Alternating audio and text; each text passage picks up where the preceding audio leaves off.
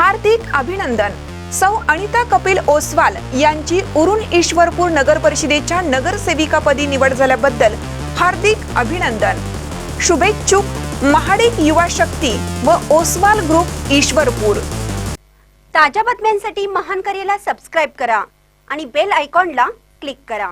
प्रचार करायचा की निबंध लिहायचा, निवडणूक आयोगाच्या नव्या नियमाने अनेक जण बुचकळ्यात। लेखकांना डिमांड वाढलं।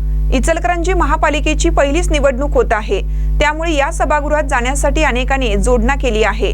तर निवडणूक अर्ज भरतेवेळी 100 शब्दांचा निबंध स्वहस्ताक्षरात लिहून सादर करण्याची निवडणूक विभागाने नवीन अट घातल्याने निबंध कसा लिहायचा अशा बुचकळ्यात पडले आहेत। त्यामुळे शालेय विद्यार्थी व लेखकांना चांगले दिवस आले आहेत। तर प्रचार करायचा की निबंध लिहायचा असा प्रश्न उपस्थित केला जात आहे। इचलकरंजी नगरपालिका निवडणूक लढवणारे उमेदवार हे 40च्या पुढचे आहेत।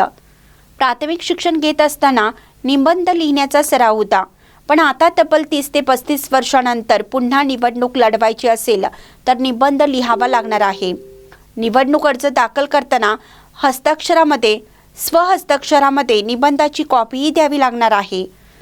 निवडून आल्यानंतर शहराच्या विकासासाठी आपले विजन कसे असेल, लोकाभिमुख कारभार आणि स्वच्छ आणि पारदर्शी व्यवहार हे निबंधाद्वारे निवडणूक आयोगासमोर मांडावे लागणार आहेत।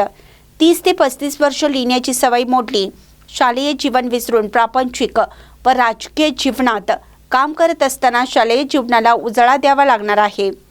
काही इच्छुकांनी नवीन शक्कल लढवली असून प्राथमिक शाळेतील विद्यार्थी व लेखकांच्याकडून निबंध लिहून घेण्याच्या हालचाली सुरू आहेत। या बदल्यात बिदागीही नक्की केली जात आहे, त्यामुळे विद्यार्थी व लेखकांना चांगले दिवस आले आहेत।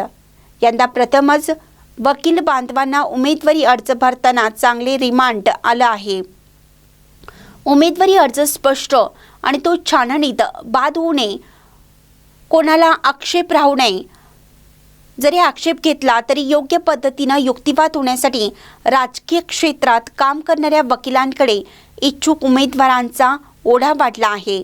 महानकरी न्यूजसाठी इचलकरंजीहून विठ्ठल बिरांजे।